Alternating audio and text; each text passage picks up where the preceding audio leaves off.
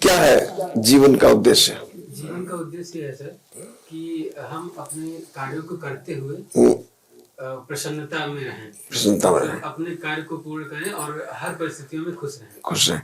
तो ऐसा क्यों हो नहीं रहा है? क्या हो रहा है ऐसा? सर ऐसा इसलिए नहीं हो रहा है क्योंकि हम कई सारी थिंकिंग से अपने माइंड को भर रखे हैं कि ये भी मिल जाए, ये भी मिल जाए, वो भी मिल जाए, मतलब हमारे माइंड में संतुष्टि नहीं है। संतुष्टि बिल्कुल सही है, लेकिन इसके बारे में ये ऐसा हो क्यों रहा है? इसका कोई तो कारण होगा सर। फ्यूचर की टेंशन, मतलब जिस तरह से तुम बता रहे हो उस हिसाब से तुमको ये मालूम है कि हमको ऐसे रहना चाहिए और हम ऐसे रह नहीं पा रहे हैं। उसका कारण क्या है? सर कारण यही है कि फ्यूचर की टेंशन, आगे हमें बहुत ग्रोथ करना है, जिस स्टेज पे है उससे आगे चलना है। बताओ सुनील त्रिपाठी, क्या है, क्या कारण है कि हमारे साथ ये टेंशन हो रही है, सब परेशानी हो रही है? प्रॉब्लम यही है कि सब कुछ चाहिए, सब कुछ चाहिए, इसलिए मुख्य प्रॉब्लम ये नहीं है, इसके भी और ऊपर है। और मुख्य प्रॉब्लम ये है कि हम अपने आप को ही नहीं जानते।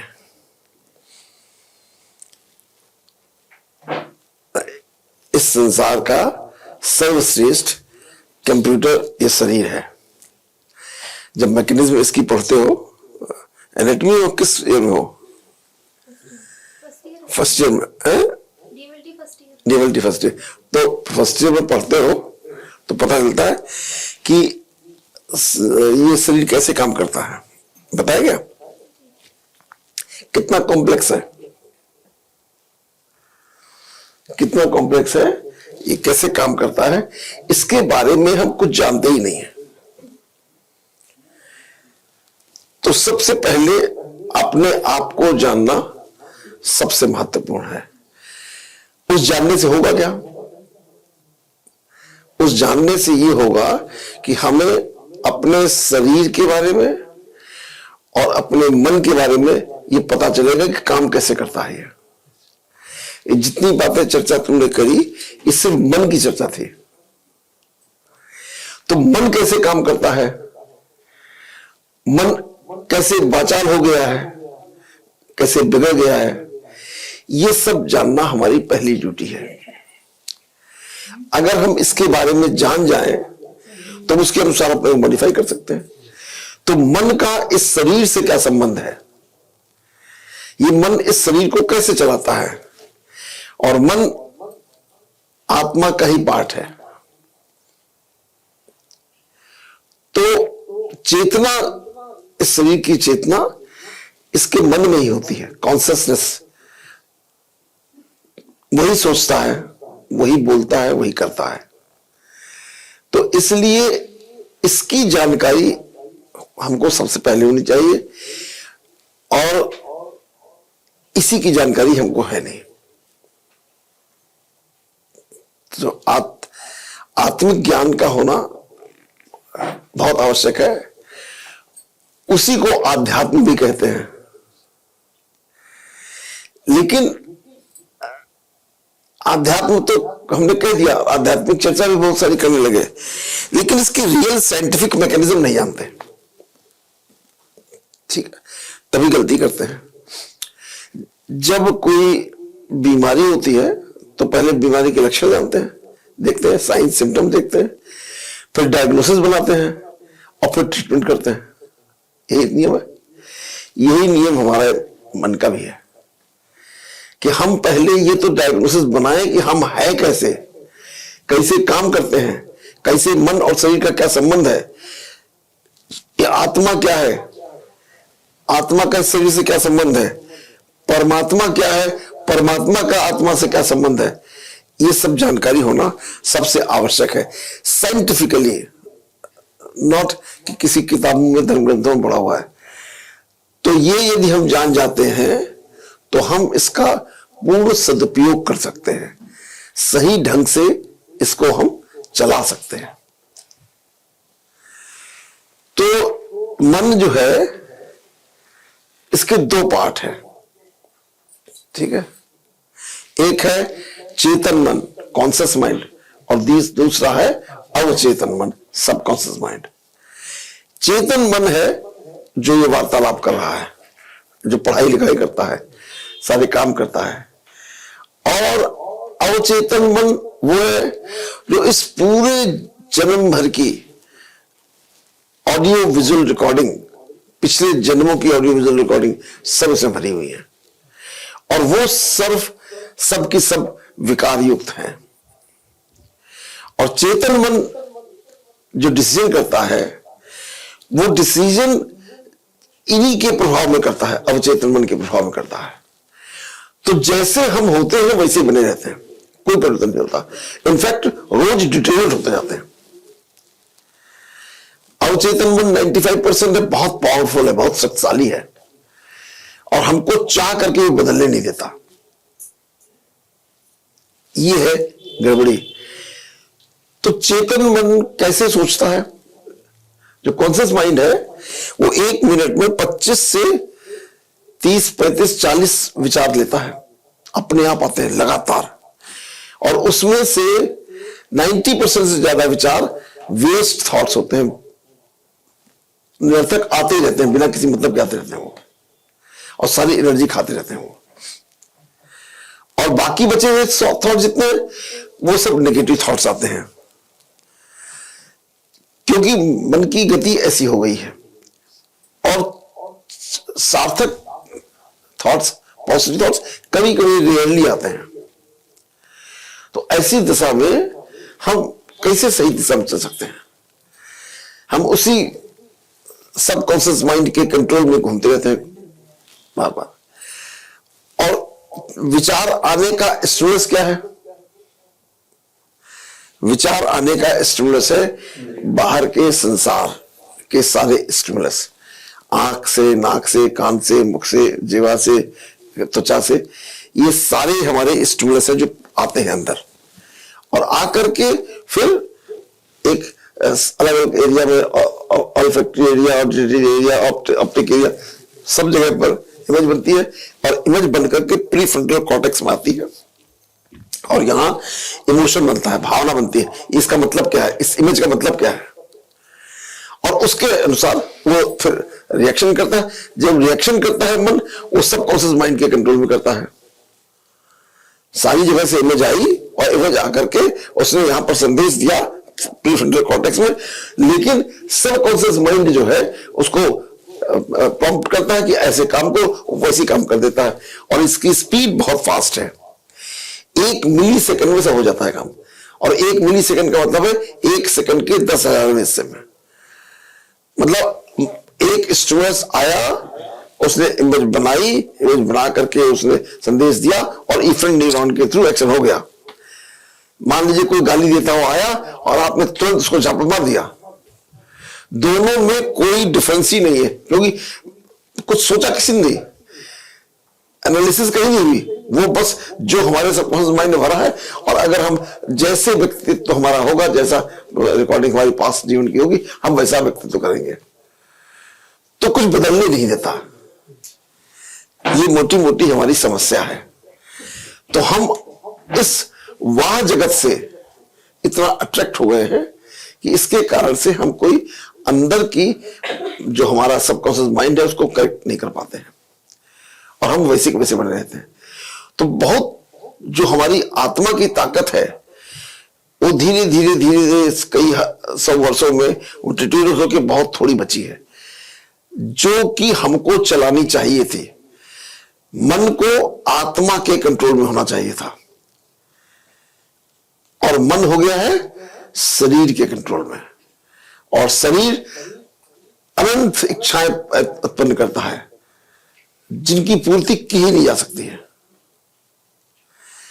उन अनंत इच्छाओं को, एक इच्छा पूर्त होगी उसके तुरंत दूसरी पैदा हो जाएगी, दूसरी पूर्ति होगी तीसरी पैदा हो जाएगी, वो कभी पूरी हो नहीं सकती है। तो हमको अपनी आत्मिक शक्ति को बढ़ाना है, अपने सबकॉन्शियस माइंड को पूरी तरीके से क्लीन करना है, तो ही हम सही व्यक्तित्व बन सकते हैं, और तभी हम अपने जीवन को सार्थक कर सकते हैं और इसी जीवन में एक बहुत उन्नत स्थिति पहुंच सकते हैं। हमारा जन्म इसलिए हुआ था कि हम एक ही जीवन में साधारण मनुष्य से देवता बन सकते हैं, एक ही जीवन में। यदि वो कला आ जाए तो पहला काम है बीमारी की डायग्नोसिस, कि हम बीमार हैं, ये प्रवृत्ति बीमारी की है। इस समय पूरे विश्व के सभी लोग बीमार हैं, शरीर से भी, मन से तो 100% बीमार है। तो पहले तो डायग्नोसिस मान लेना कि यस आई एम सिक। जब हमने मान लिया कि हम सिक हैं तो अब हम उसके साइंस एंड सिम्टम्स पहचान जाते हैं कि साइंस सिम्टम्स मालूम है, दुख और दर्द में पूरे दिन रहते हैं, ये साइंस सिम्टम है उसके। और इसका इलाज क्या है?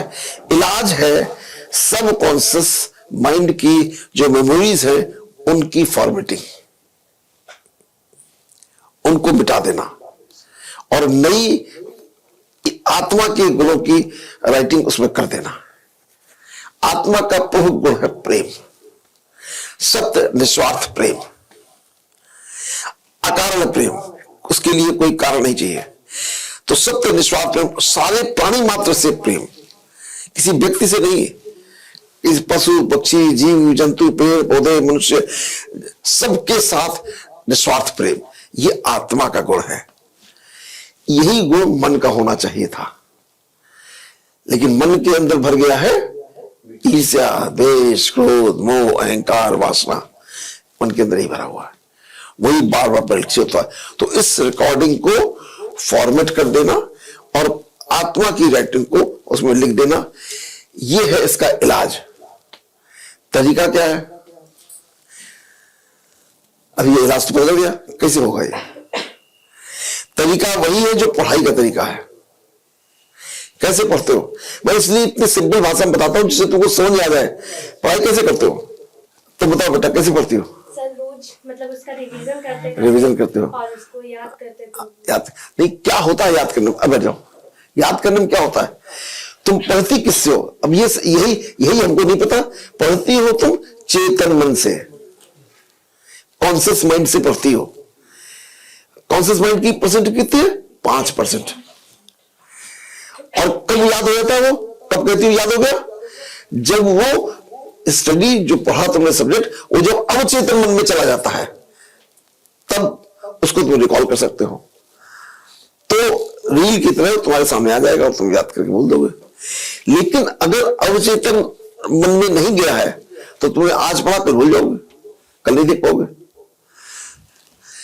समझा रहा है? तो इसके मतलब यह है कि हम अपने अवचेतन मन को, सबकॉन्शियस माइंड को ये बार बार रिकॉर्डिंग दें, यही बार बार बात उसको सिखाएं तो वो सीख जाएगा। और अगर एक बार सीख गया तो फिर आप मास्टर हो गए, फिर तो आप राजा हो गए, क्योंकि आप राजा ही हैं। चूंकि आपको पता नहीं अपने आप को कंट्रोल करना, इसलिए आप इस समय इतनी दुर्गति में हैं। 1 मिनट के लिए आप विचार करिए कि आप उस परमपिता परमात्मा की संतान हैं जो इस पूरे ब्रह्मांड का मालिक है, पूरी प्रकृति का, कायनात का स्वामी है। हम उसके बेटे हैं। हम भूले हुए हैं क्योंकि हम फंस गए उन विकारी सब्जेक्ट्स में, और वो मन की चाल की वजह से ऐसा हुआ है। तो अब हम इतना ज्ञान पा गए हैं कि हम मन के ज्ञान को पूरा पा गए हैं, और अब हम पा गए हैं तो उसको ठीक भी कर सकते हैं। और ठीक करने की जो प्रक्रिया है, जो दवाई है इसकी, वो दवाई है यही पढ़ाई। इसको कहते हैं ज्ञान, और उसके बाद इसकी प्रैक्टिस है, उसको कहते हैं ध्यान, योग।